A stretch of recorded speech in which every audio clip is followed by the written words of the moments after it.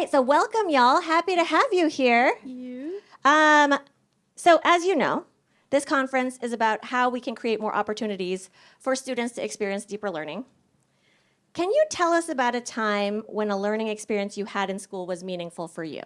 And for this one, we'll start with you, Sadie. Yeah. So, as I was reflecting on this question, when you gave them to us, but I was thinking about how last semester, as a sophomore, I did a debate project where we got to pick our topic and also the side that we wanted to focus on. And so, I wanted to challenge myself a little bit more, and I chose a topic about women's rights and abortion rights, and I chose to go against what I believe and to research that side because I wanted to look deeper into that side and to have an understanding for what they believe and have that experience of having to debate that side. And it was really, really challenging, and I had to ask my teachers what are ways that what do I research, what do I say in my speech, because these are not making sense to me even though I was researching their side. But it was a really meaningful experience because I think that as students and also people who are going to be in our society soon as high schoolers, that it's important to have that perspective of both sides and being able to research and understand two sides of a story or perspective. Yeah. And what do you think the teacher did that helped to make that feel connected for you? Yeah, so I feel my humanities teacher, she really allowed us to kind of go on our own and research what we were going to research, but she also said we had groups even though we all had different topics because it was more an individual project, but we still had that community, so that way we could bounce ideas off of each other and they could critique and check our work, and that was super great. And yeah, she just kind of facilitated that process, but we also had more independence with just our group to kind of figure that out. Thank you for sharing that. Yeah. Do you want to go next, Olivia? Oh, sure. A project that I've done that's really meaningful to me, last year in 7th grade, I had a class called Technology where we basically, the whole class was just a giant project. We had to choose a topic and we had to find good sources to research it and then do a final project on. And I chose mine on something I normally wouldn't do, but I was really interested in it at the time, was safety evacuations in schools. So for lockdown drills or fire or extreme weather, I researched the history and laws and our school's policy, and I got to come up with ways to improve our school's policy, and I found that very interesting, and I feel I learned a lot, and I got to educate a lot of people about it, so it was a lot of fun. And it sounds like it probably helped your school a lot as well. Yeah. So there was some real authenticity that the work needed to be done to make those policies better. So can you name anything in particular that you're oh, this is something we figured out we needed to change? One thing at my school that they've been doing is, at the high school, not the middle school, is at the beginning of the day, you put your phone into this little locker thingy. And a bunch of people were very concerned about oh, what if there was an emergency and they had to call for help or something. But with the research that they did with Homeland Security and stuff like that, they realized that it's better for most students to not have their phones, so they don't have any distractions during emergencies. And they can get in contact with people in other ways other than just their phones. Thanks for that. How about you, Colby? A project that I found important was a project that I did in 7th grade. It was a project focusing on addiction and how addiction affects the person that is addicted and the people around them. So we did things to spread awareness and to support things like Alateen and Al-Anon. And why is that something that felt relevant for you? It felt relevant to us because of there's been new studies recently and a new drug introduced into society as well as a lot of us are getting the first influences of addiction right now between technology and other sources. Thank you for that. So when you think about those experiences with those projects and the stories that you were just telling about, like why those felt like they stuck out to you, what do you think makes you feel like what you're learning is important? When does it feel like it's important? I can start. I think it feels important when I feel like I'm engaged and that it feels like relevant. So like the debate project that I was talking about, like that felt super relevant because we got to pick topics that were like pressing for the times right now. Like some kids picked like addiction, some kids picked like gun laws. And those all felt super like engaging and relevant. Everybody was super interested in their topic, and like the teachers also were engaged as well, and I feel like that's super important. So when I felt like, oh, my teacher's like interested in these topics as well, and like she's interested in finding what I like find in my research, like that felt super like great and made the project amazing and made like my learning feel important. I can go. Something that, like, when I'm doing a project and it feels important to me is when I feel like I'm learning something that's going to help me in the future with like a future career I might want to pursue, or just like a topic I really care about and interested in. Um, like I'm a huge history nerd, so whenever I get to do projects to learn more about like history, that feels meaningful to me because I really care about it and I think that it's important. Thanks for sharing that. A project feels meaningful to me when I see its effect out in the world. If I see not our class, but the class before us that also did the addiction project, did manage to get a bulletin board in downtown. Stuff like that, where it's big changes that you can see in your life. It's not just, I'm going to make a slide deck here. It's, I'm going to make a slide deck here and then present it to someone. Or, this right before spring break, I had a project about law. We presented it, and there were law students there listening to what we had to say, and that's when I find a project important. Thank you for that. That's actually a great segue to a question I had about like who do you share your work with, and what's that like to share your work with the public? Do you want to start, Olivia? Oh, sure. Mainly at my school, we do a lot of like peer evaluation. So usually when we're done with projects, we as like a whole class get to see it, and we like the teachers get to see it, and it feels like kind of like more important to me when I get like a good job from like my fellow classmates than as opposed to like my teacher, because like yeah, that's nice, but they're like, you know, like That's their job. yeah, Like it's real. yeah, because like they don't have to say that I did a good job, but like I did. So I feel like it's, and then also it shows that they like care and that we're like truly interested in this topic because we were all like discussing it as a group and like talking about it. We share our projects with, I think, the people that helped us with them and affect. So, for our law project that I mentioned, we shared it with law students, lawyers, a retired judge, and for the addiction project that I mentioned, we shared it with members of Al-Anon, and we were getting ready to post it on the Alateen website, as well as presenting them at exhibition.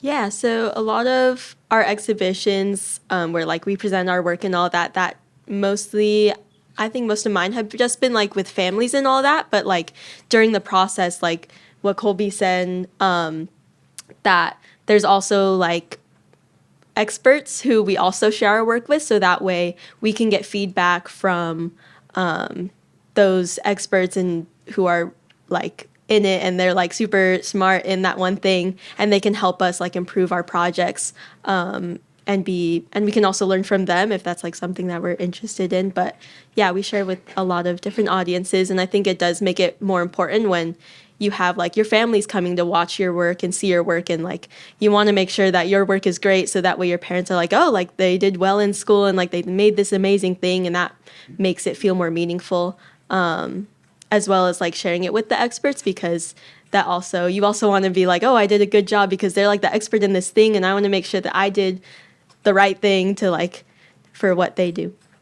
Thanks for that.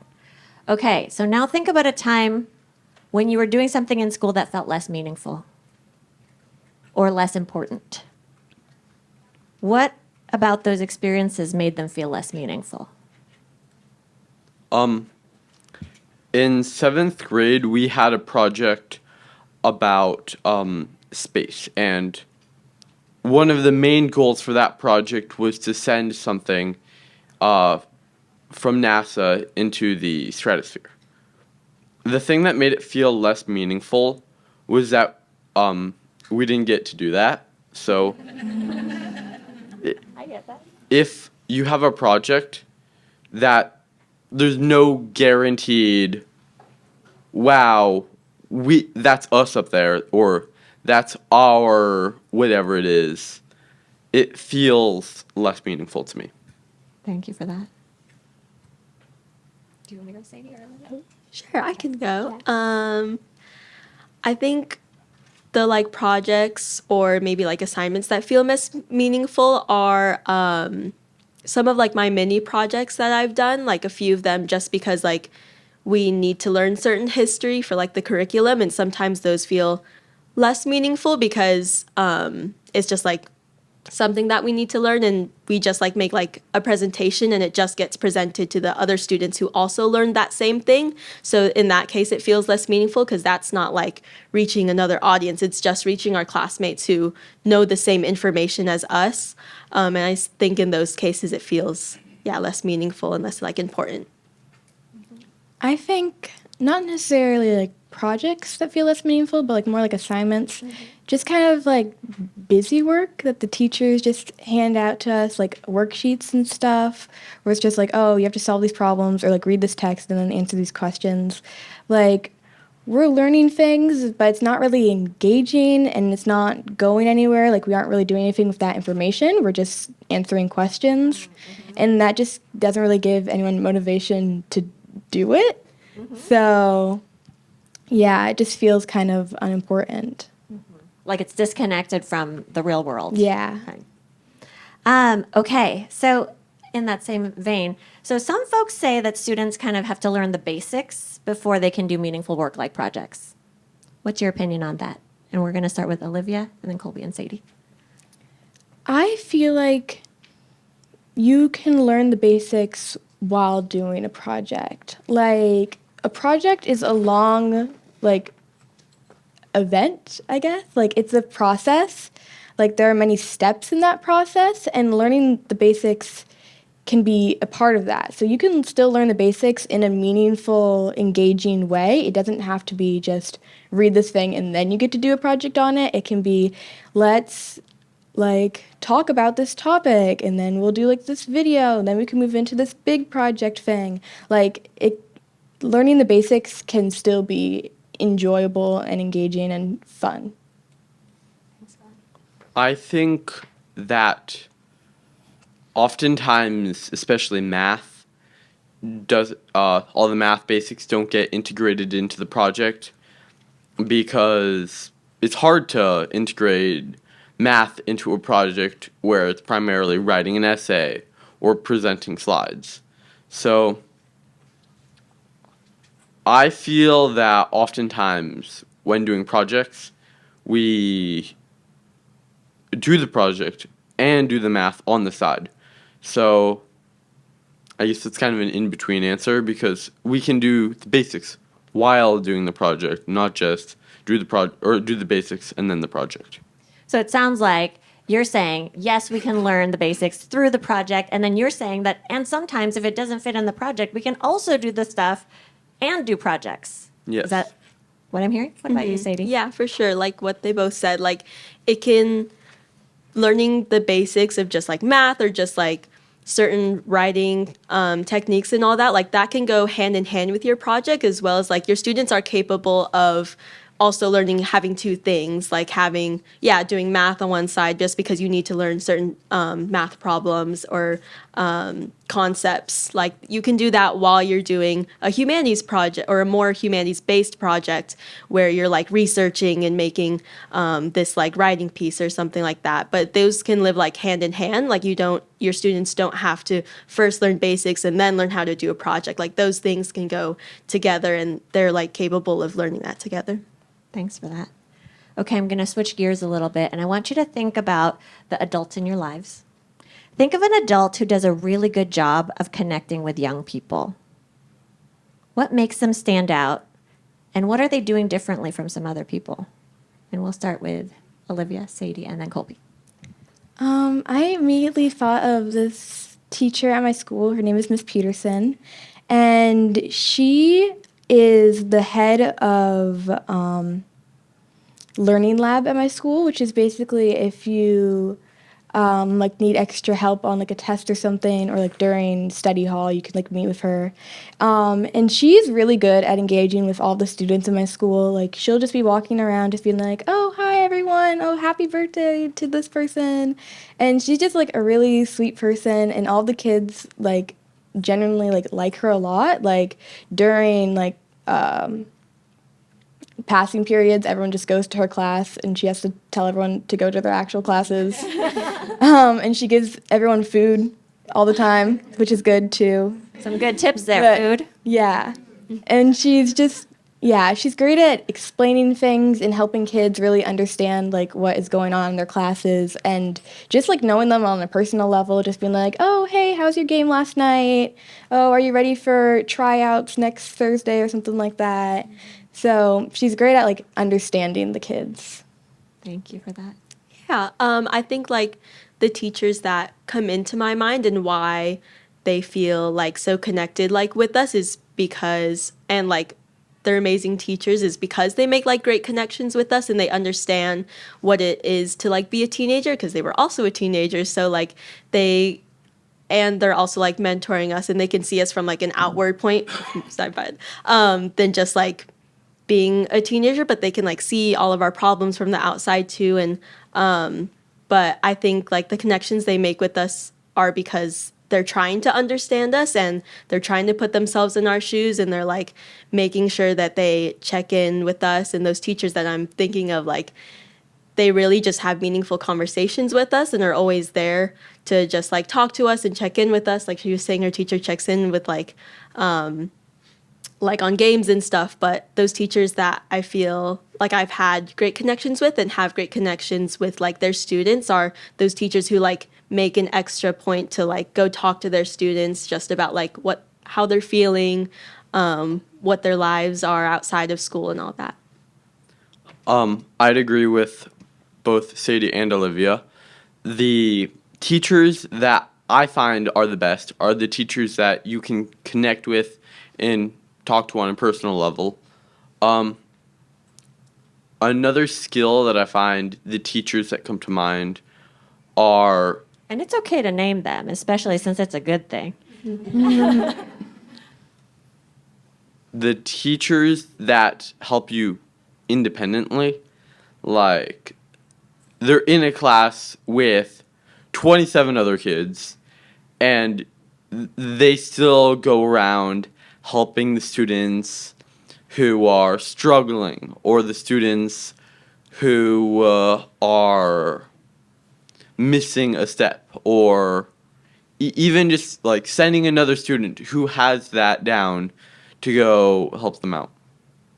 So they notice. Yeah. It sounds like that's a big theme across, right? They notice different things about you. They know when your games are. They notice when you need help. They just know you as a person. They know what it's like to be like you. So all of those things feel like really good ways to be in connection with young people. So in terms of deeper learning, when we think about deeper learning, one of the things that we talk about is that it's important not just to teach people what to think, but like how to think. So I want you to think about a time when you felt like you didn't just learn facts or content, but you learned how to learn.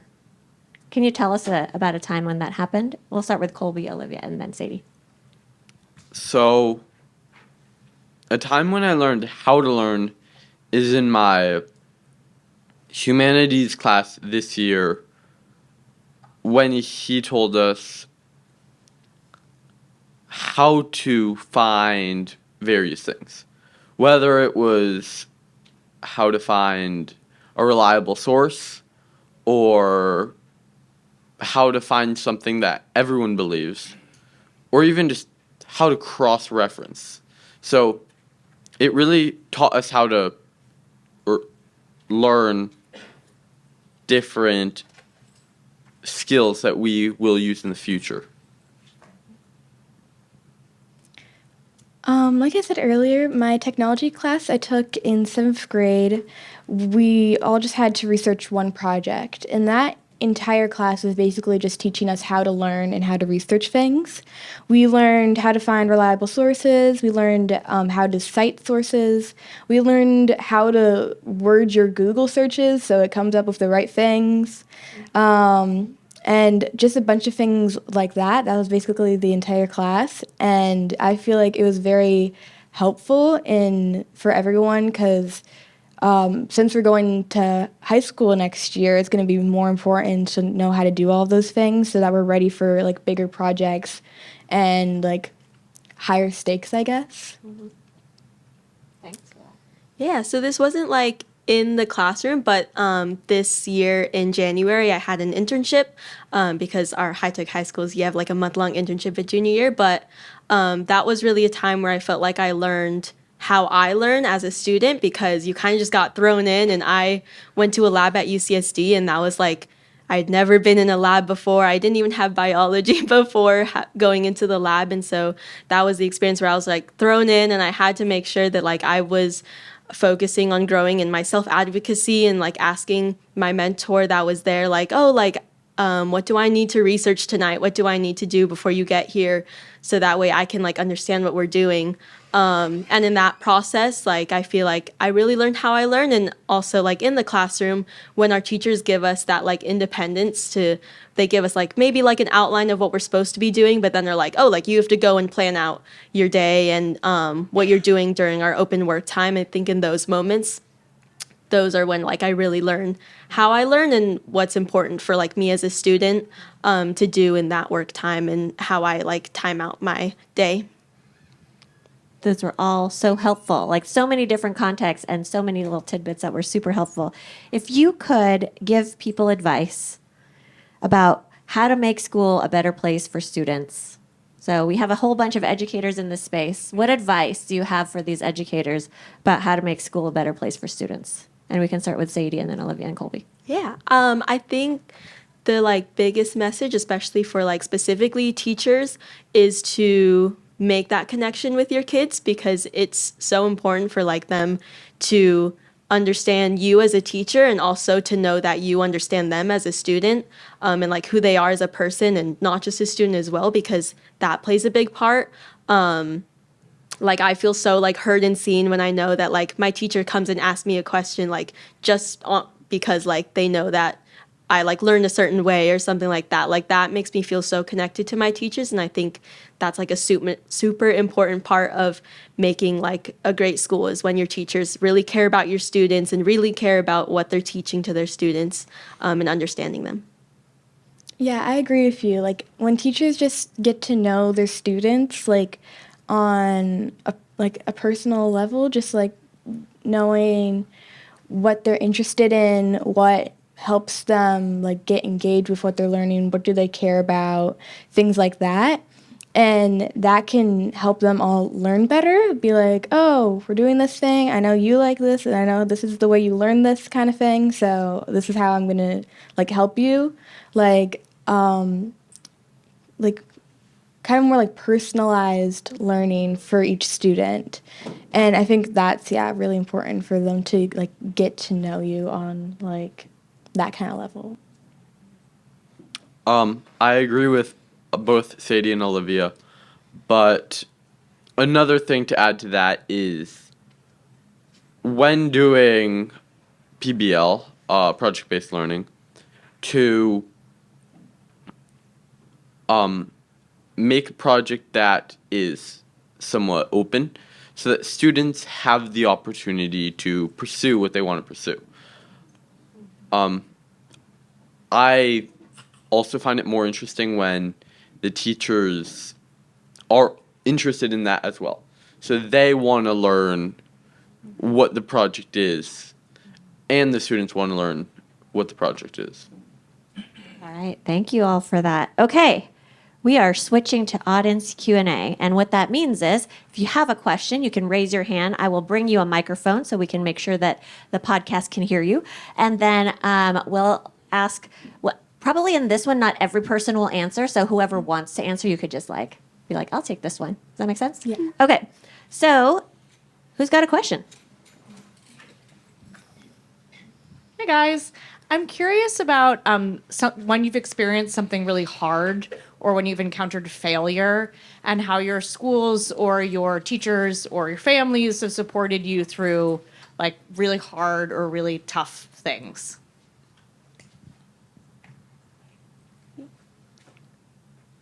When I encountered failure, for a video for my exhibition, the hardest task was being like, okay, what went wrong? What do we need to fix? And when do we fix it?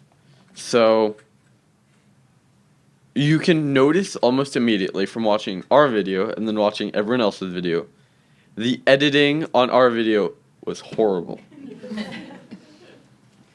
The thing that me and my friend decided is that we were going to meet at my house after we talked to my teacher to see if we could re-edit the video to get a better grade on this. When we did this, we came back with a video that was 4 times as good and got us a good grade. So when I encountered failure, the steps we took were ask the teacher if we can redo it, and then doing it so when can we do this, where can we do this, and what needs to be fixed. Thank you for that. Someone else have a question? Yes, Michael. Hi. I really liked all of your answers about the conversation around if learning the basics has to come before the project, but actually realizing it needs to happen throughout the project. I work with teachers at a K-4 setting, so I was curious because I see a lot of struggle with how much basics need to be learned at those younger ages. So sometimes teachers are a little hesitant to dive into more open-ended, authentic types of projects because they're worried about, do the kids have the tools to do that or not? So I was curious if any of you have experienced more of that project-based learning when you were at those elementary ages, or if it happened a little later in the middle school years you're in now. I can answer that. I've been in like the project-based learning since I was in kindergarten. And I feel like even though it might be like difficult, it's still like possible because I had lots of projects even through like, I think maybe like first grade through like fifth grade. We had projects, and in like third grade, I had a bee project and I still remember it. But like everything we did was around bees. And like we did like a play on bees because we did like research on them. And we were learning how to like write. So like everything we wrote was like based on bees. And we had like speakers come in and stuff like that. So I think that it doesn't have to be like super intricate. Like maybe even like the math problems that your teacher teaches their students is like all about a certain animal or like bees in this case. So I think it still can be like intertwined, but it doesn't have to be like super complicated as it is in like high school where you have like your different subject classrooms. So it can be like super basic, just like include the topic with whatever they're learning.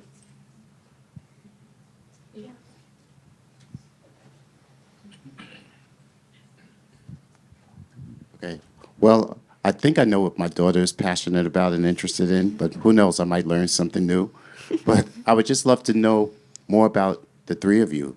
What are you passionate about? What do you like to do in your free time? What are you thinking of doing in your future? I can go first because my dad already knows the answer to this.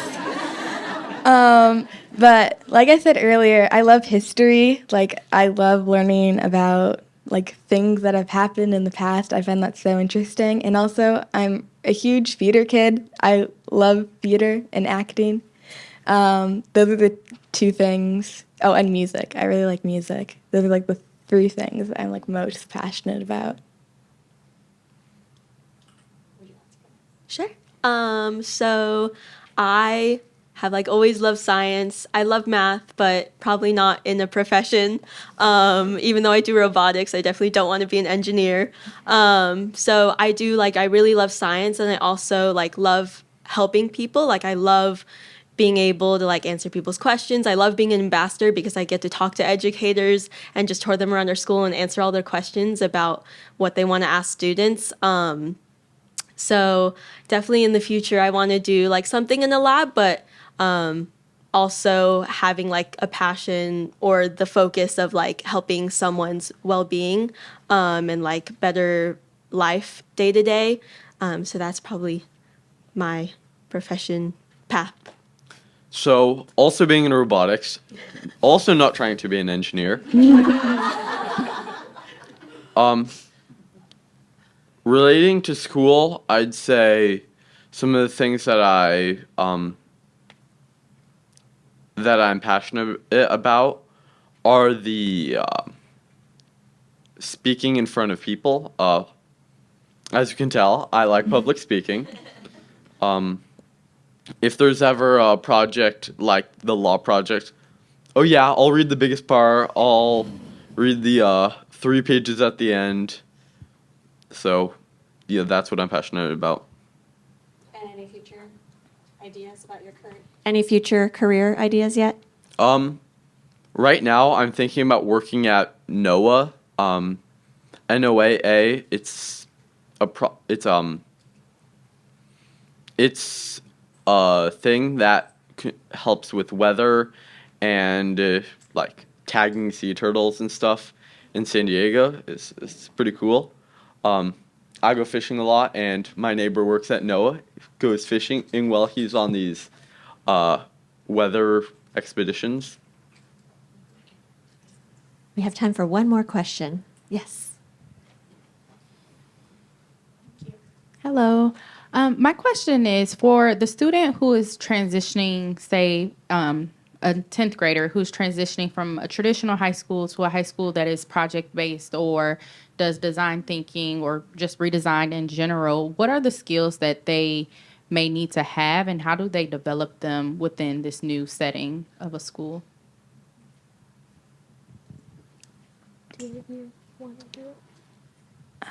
Sure. So I don't necessarily go to a project-based school. I go to a school that's it's the teacher's decision how they want to teach the class. So I have some teachers who are very interested in project-based learning, and we do a lot of projects in their class and like Socratic seminars.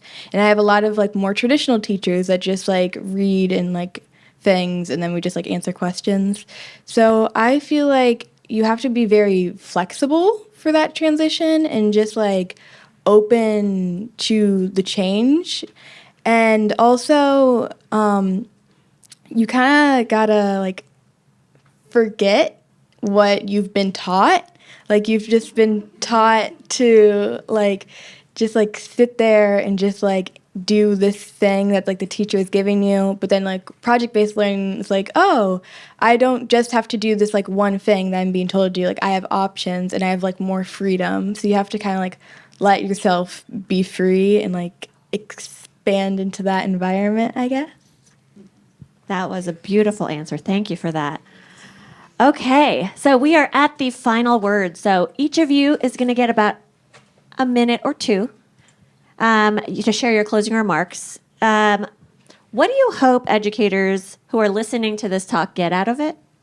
And what's something small that you hope they do differently or more of when they return to their schools? Something that I hope they do more of is, as you've heard a lot throughout this Den Talk, connecting with your students. You want to try and get to know who each of them are, not just as a student, but as a person. So, if I were to tell you to take away one thing, I would try and get you guys to connect more with your students.